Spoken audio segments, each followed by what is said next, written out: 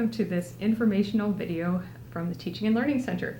Today I'm going to talk about a practice you can use both in your online and your face-to-face classes to get to know your students, and also as a way to hopefully find out about problems before they arise so that you can help them promptly.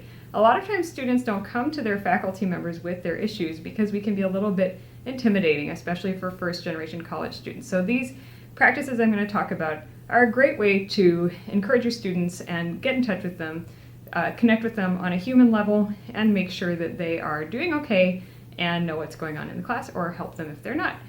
We're going to go over both how we can do this in online classes and how you can also do this practice in face-to-face classes, starting with a survey I've been using with my online students. So we'll go over that next. So let's take a look at this survey that I've been sending out to my online students this quarter and getting good responses on. So I send out an email once a week asking my students if they could just fill out a really quick survey that'll take them less than 5 minutes.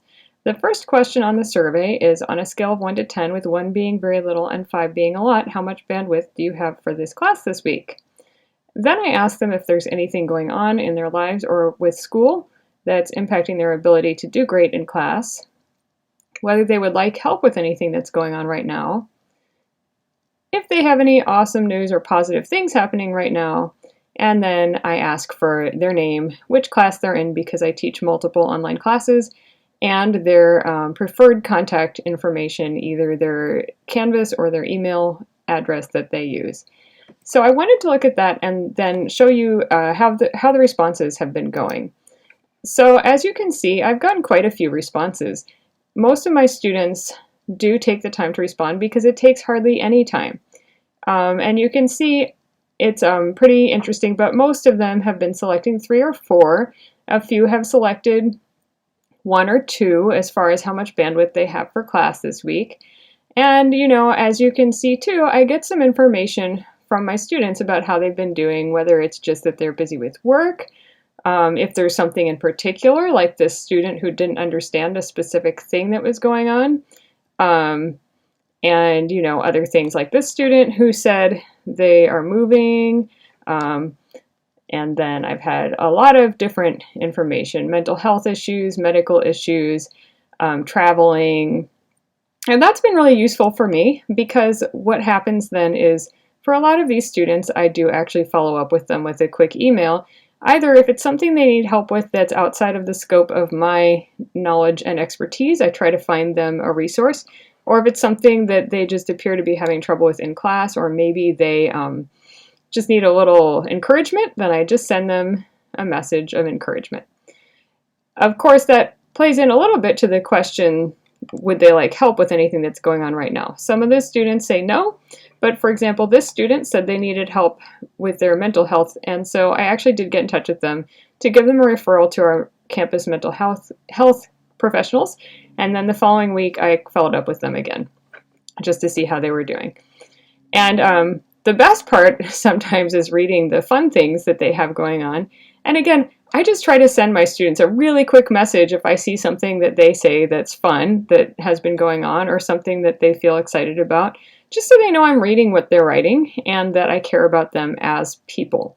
So I think that that's really helpful. And if you're wondering, I'm not going to show you the results, but as you can see, they've all given their name, what class they're in, and how to contact them. And when you go into the individual responses, you could match the response to a student. Obviously, for privacy reasons, I'm not going to do that, but that is a thing you could do. So that's how I've been using this survey with my face-to-face students. Now we'll talk about with my online students. So that's how you would use this in an online class. You might be wondering, how could I do this in a face-to-face class? Or you might even be thinking, my face-to-face classes are too large for me to ever do anything like that. So first of all, I originally heard about this as a practice used in the face-to-face classroom. And in that setting, I heard it referred to as an access check. I've been using the term bandwidth check, and it's actually really quick and easy. All you have to do is go around your classroom and ask each student to rate how they're doing or how much bandwidth they have for your class on a scale of 1 to 5. And then they can either give a 1-sentence explanation of why they said that number, or if they don't want to talk about it, they can just say pass. This gives students an opportunity to let you know about some things that might be going on, and some of the things that I hear range anywhere from I have a test next hour and I'm really kind of distracted thinking about that, to my kid is in the hospital, to I might have to leave early because I applied for a job and I'm expecting a phone call. But in any case, this helps them to take their mind off their distractions and focus a little more on your class.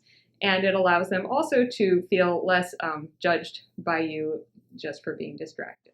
So let's talk about why you might want to do some of these practices we've been talking about, both in terms of your online and your face-to-face classes. They are a great way to humanize your classes. So first of all, I spoke with an instructor at another college who's been doing what they call access check-ins, but they're basically pretty similar to what we've been doing. And they mentioned that they've asked their students how they liked this experience, and they said that they feel acknowledged as people, and it allows them to feel comfortable doing things that they need to do to be fully present in class. So some of their students have stated they're feeling especially anxious and need to knit through class, or got no sleep and may leave class to take a walk down the hall to wake up. It also helps them to recognize that many of the things they think they're struggling through alone are actually a common experience and it's not their fault. For this individual as a faculty member, they said, I know what things I can't control my students are bringing to the classroom.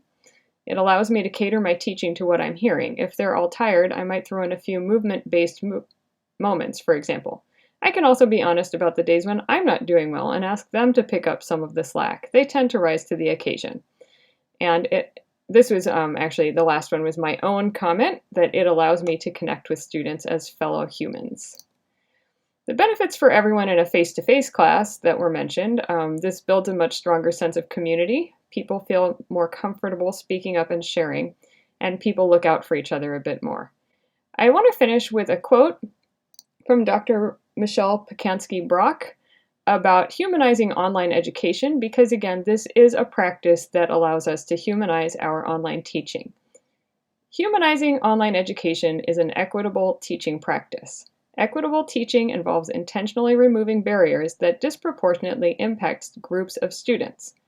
Lack of human connection is a cultural and/or psychological barrier for many students that is often exacerbated when students learn online. Humanizing removes this barrier by establishing psychological safety and trust through instructor-student relationships.